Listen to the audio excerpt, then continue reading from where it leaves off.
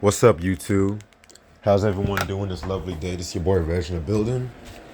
So, this is pretty much just gonna be a short episode compared to others because all I'm really just doing is showing you guys this one right here, and stuff like that too. You know what I'm saying? So, yeah, because I feel like I'm gonna save the box for an episode by itself. And after the box, it's gonna be this one, and then we're done for CD recaps, and I'll just jump right into the vinyl recaps. So let's get the shit started. Let me turn this episode down because I'm not trying to have copyright. So we last left off on the P's. So right here we got Kelly Price, Solo for Woman. This album came out in 1998. Very dope album in my opinion. This is an R&B classic if you ask me. This was known for songs like Friend of Mine and shit too, because around this time, she was very affiliated with like Ronald Isley and R. Kelly and stuff like that too, you know what I'm saying? So it has that kind of production that you would definitely hear from like shit that Isley's brothers probably would have done for the Mission to Please album. If you guys love that shit. All right. Now, Prince. Just gonna be real, the majority of these albums right here are gonna probably be Prince albums, so be prepared. All right. We got Prince Self-Titled. This album came out in 1979. A very, very, very good album in my opinion.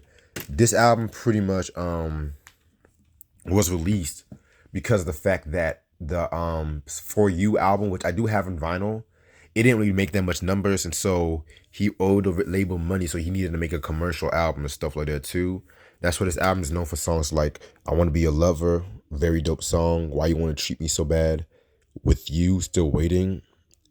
It also has like songs like I Feel For You and It's Gonna Be Lonely, which those were covered by Shaka Khan and Cyndi Lauper respectively. So yeah, this album, diehard Prince fans, y'all know about this. Then we got Dirty Mind. This album came out in 1980, 1 year after.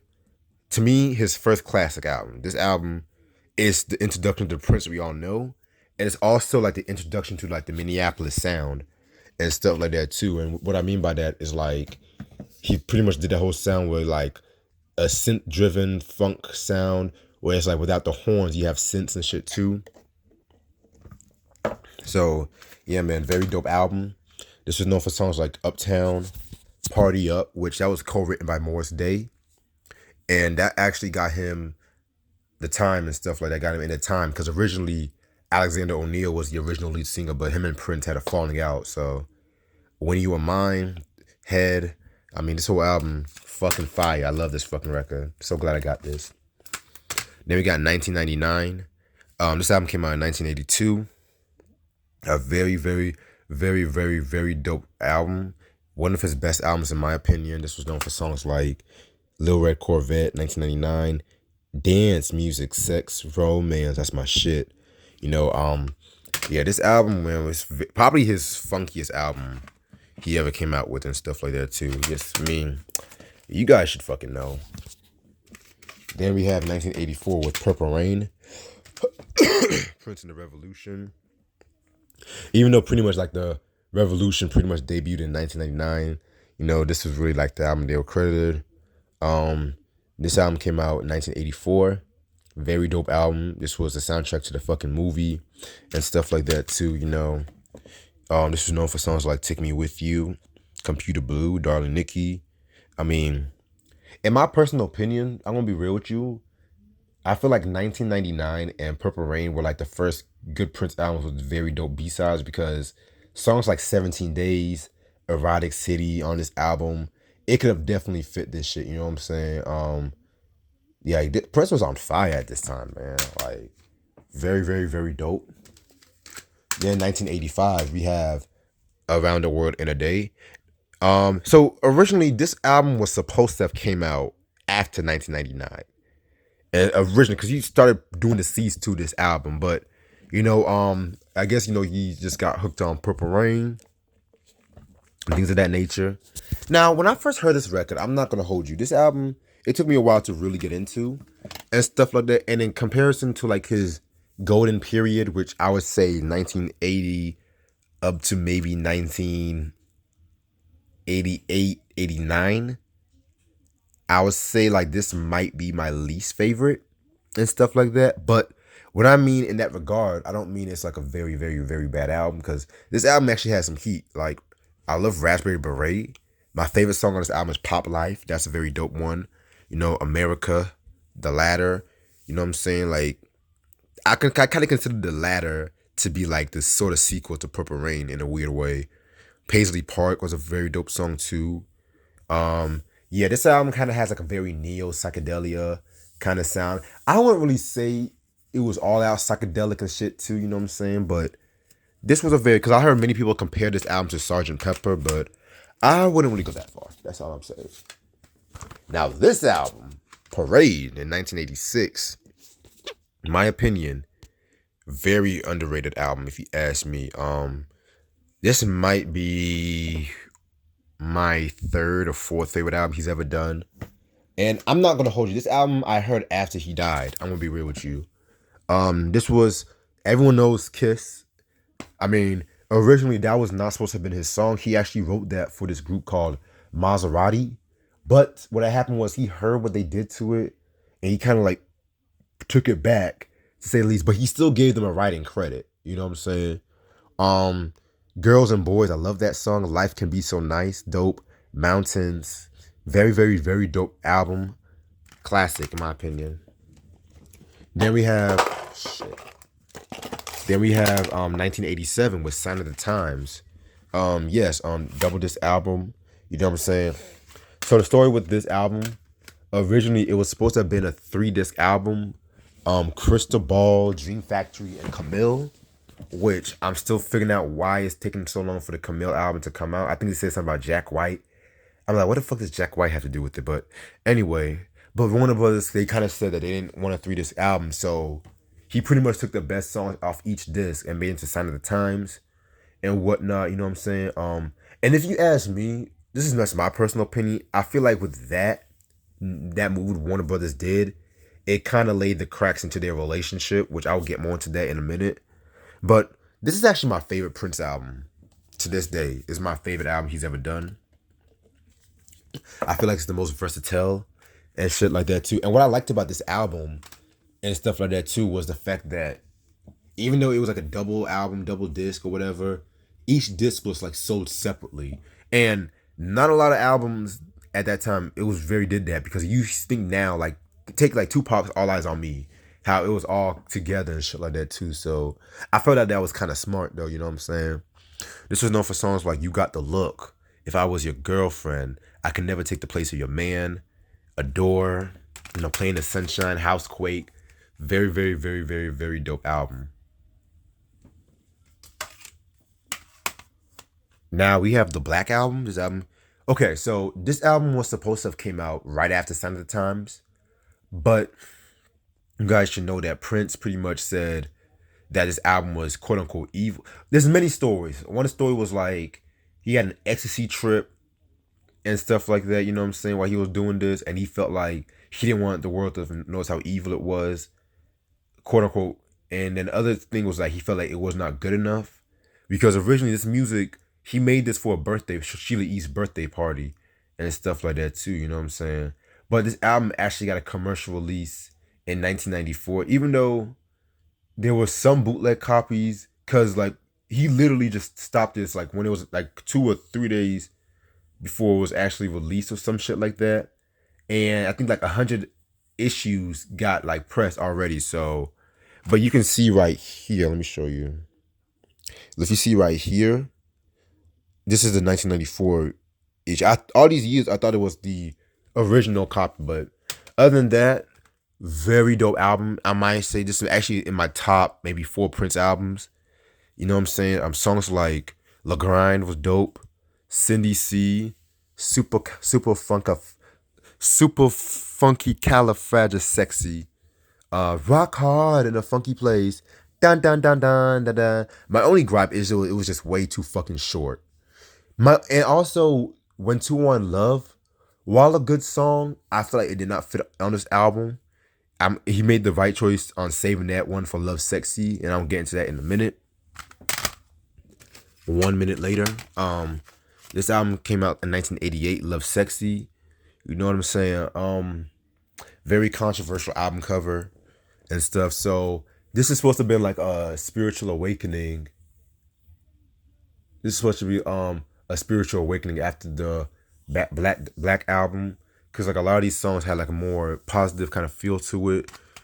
But the thing about this album was the fact that if you play it, it's only gonna be counted as like one track, because in the original copies of this album, they put all the tracks on one and stuff like that too. Which I'm not gonna lie, again, he was trying to make everyone listen to this album, but it kind of got a bit annoying because I'm not gonna hold you. When I first heard this album, I did not like it and stuff. I feel like compared to like Sign of the Times, Parade, I felt like it was kind of lightweight and shit too. But again, it grew on me and stuff like that too, because it was just a very dope album. Now I'm not saying everything on this album was like great, but you know, songs like Anastasia, classic. That's one of my favorite song off this album.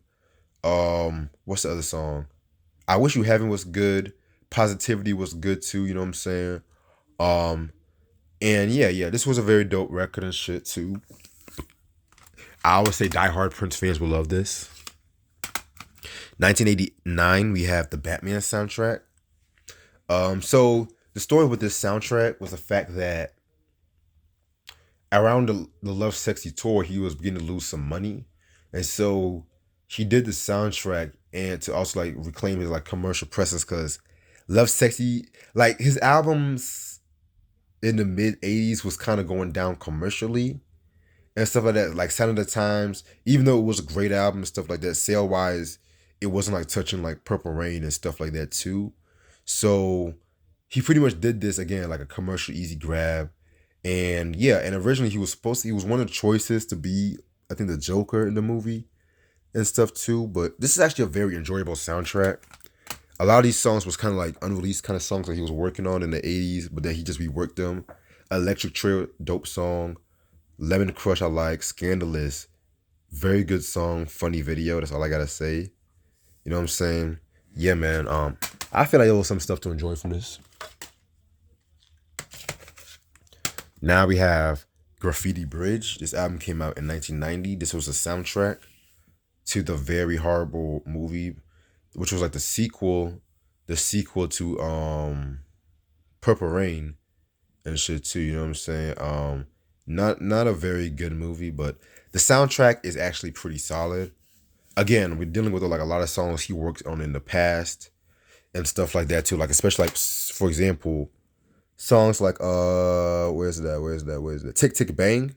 He was working on that during like the controversy era and stuff like that too, you know what I'm saying? We can Funk. He actually did a couple of versions of that track. The first version was the one on the for Purple Rain. He did that one with like Wendy and Lisa. And then which originally that song was called We Can Fuck.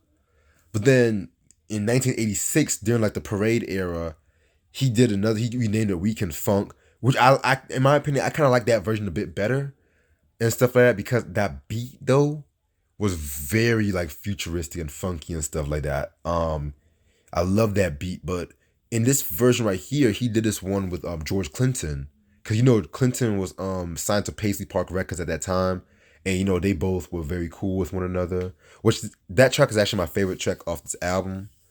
This had a song to Round It Around with Tevin Campbell, you know what I'm saying? Which is another very good track. So it's pretty much like Prince and various artists, to be real with you. And yeah, there was some tracks I could not care for. Like once we get to maybe the last three tracks of this album, it's not really as good, but I still fuck with it. Give me 1 sec, I gotta get some water right quick.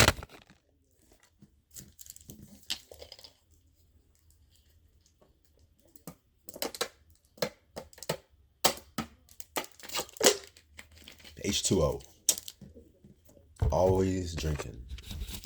Now we went into the 90s. His first true album of the 90s, which is Diamonds and Pearls. This was under Prince and the New Power Generation. Yeah, when it comes to this album, I'm not gonna lie. When I first heard this album, this is actually the first Prince album I heard, and I liked it.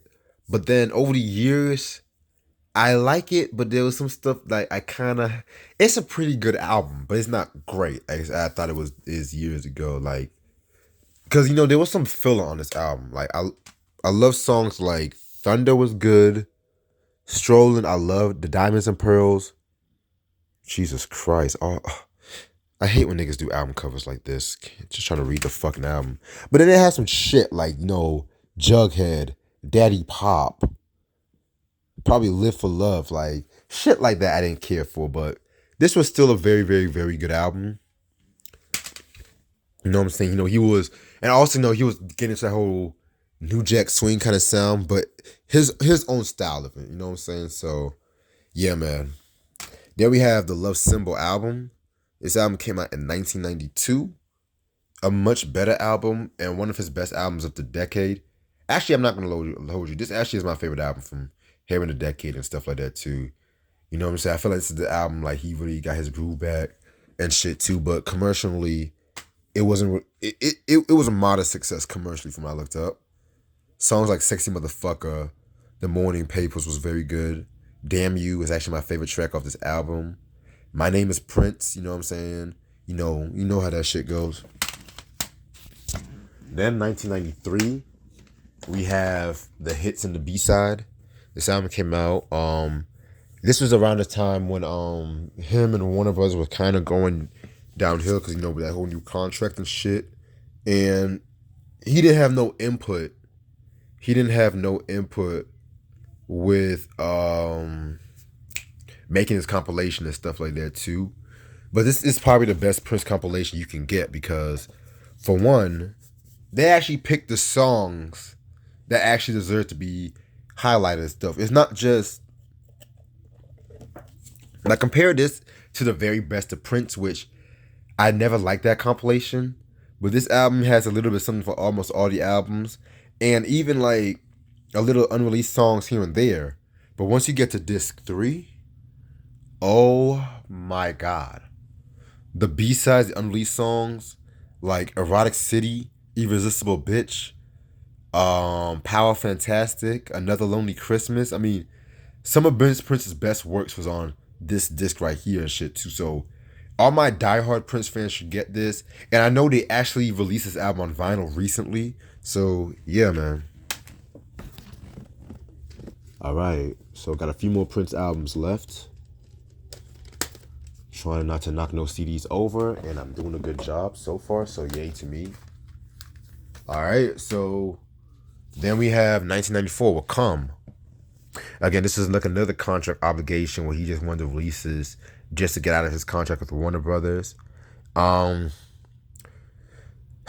This album was okay. You can tell he just wanted this. You can tell he didn't really want this shit to be released in the first because I feel like some of these songs weren't done, but it was still some good songs here. Like I loved Space, Dark was good, Let It Go I loved, Loose was pretty good too. You know what I'm saying? Still solid. There we have the Gold Experience. This album he went by the infamous artist formerly known as Prince moniker. You know what I'm saying? This is when he was all independent and shit. Again, this was a very good album. I wouldn't say, a lot of fans say it's like his best album of the 90s. I would have to slightly disagree on that. You know what I'm saying? Because, there was a lot of songs that was supposed to have been on this album. But, with Prince, like, doing his deal with Warner Brothers and shit like that, too. Songs like, Days of Wild, Acknowledge Me, they were released in 1994. But when this album came out in 95, and, like, a lot of people kind of, like, forgot about it. Or some shit. But that's how that shit like My Most Beautiful Girl in the World, Hate You, I love that track, P Control, Billy Jack Bitch.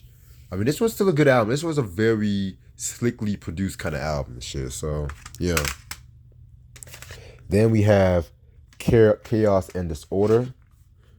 Give me one sec. Yeah, this album came out in 1996. Again, this is another one of those contract obligation albums. I did not like this album, I'm gonna be real with you. I felt like some of the production was a bit weak.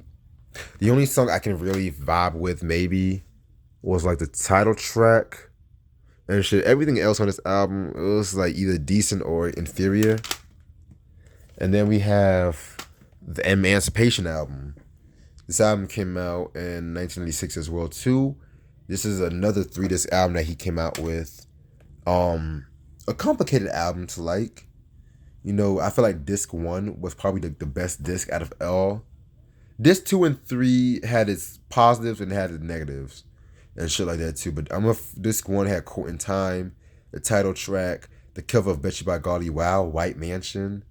I mean, if he had released the first disc by itself, in my opinion, I might have just been as good as maybe Love Symbol and Diamonds and Pearls. But again, this album had way too many songs and shit too, because you know around this time he had married Maite, and you know he was going through the loss of his baby at this time and shit too. So yeah, it was pretty heavy album and shit. And then we had the Rainbow Children. This album came out in 2001. Very cool album. This was the album where he became a Jehovah's Witness and shit too, and he had like a more organic kind of sound when it comes to this and shit too. So yeah, this is known for songs like Muse to the Pharaoh, The Work Part 1 was good, Destruction, She Loves Me for Me. Very good album. He was actually supposed to do a lot of projects in 2001. I know one song he did with Angie Stone, very dope song. I forgot the name of it at the moment, but he was supposed to do an album based off that song. But yeah, man, I don't know what happened with that. You know how Prince goes. And I want to say, yeah, this is probably the last Prince album, keyword album that I have, 3121. This album came out in 2006. Dope album. This album was a big album when it came out and shit like that too. The Black Sweat song was all over BET and MTV. You know what I'm saying? He won like a lot of awards for this. Very cool album. I have to actually listen to this album. But from what I remember, it was a very nice album. You know what I'm saying? This was around like his kind of like comeback period, to say the least. Alrighty. And then my final Prince is the Scandalous Sex Suite EP maxi single. This came out in 1989. Very dope EP. This all my diehard Prince fans, y'all should know. This is not only does it have Scandalous, but it also had like songs like The Chase, The Passion, The Rapture, and stuff like that too. You know what I'm saying? This is a very, very dope single. If you was to maybe own one Prince single, make it be this one. Then we have Prince Paul with Prince Among Thieves. This album came out in 1999. Very, very, very dope album. This is a second studio album and shit. You know, this was a compilation. I'm not compilation, like a concept album and stuff like that too. You know what I'm saying? Pain was dope. Steady Slobbin', which is his version of Steady Mobbin'. You know what I'm saying? You Got Shot. Yeah, this was a very dope album. I've heard a lot of people say that's one of the best shit he's ever done. Public Enemy.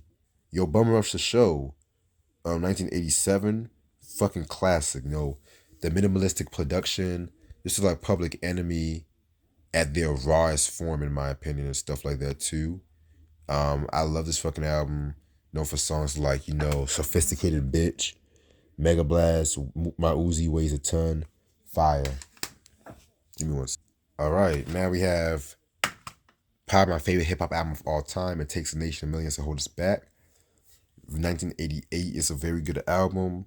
You know what I'm saying? Yeah, timeless quality right here. Yeah, very, very, very dope album. Love it. Just known for songs like Mind Terrorist, Bring the Noise, Don't Believe the Hype, Fire. Now, just to let you know, I have this and these albums, and I'm kind of like a little behind schedule. So what I'm going to do, I'm going to run by these albums real quick. But first, give me 1 second. I'm going to pull these out because, yeah, I'm going to pull these out right here. All right, so Public Enemy, Fear for Black Planet, a very, very dope album and stuff like that. Again, this is an album I can possibly say is my favorite from them. You know, this is known for songs like Fight the Power, which was on the Do the Right Thing soundtrack. Can't Do Nothing for Your Man was good. Who Stole the Soul, very, very fire album. Apocalypse 91. This album came out in 1991. Again, very dope album again, you know. Public Enemy was just on fire at this time and shit too. This is known for songs like Night Train, Can't Trust It. My favorite Public Enemy song, By the Time I Get to Arizona. You know, Flavor Flav was on fire this album too, because he has some good shit like A Letter to the New York Post. He also did I Don't Want to Be Called Your Nigga and stuff like that too. So shout out to Flavor Flav, man. You know, love him or hate him, you know, he always brings the entertainment and shit. And then we have The Music and Our Message. This album came out in 1994. You know what I'm saying? Very dope album. This is probably their most underrated album in their discography. This is known for songs like What Side You On, Give It Up, Race Against Time. Because around this time they did this album, Gangsta Rap was very popular.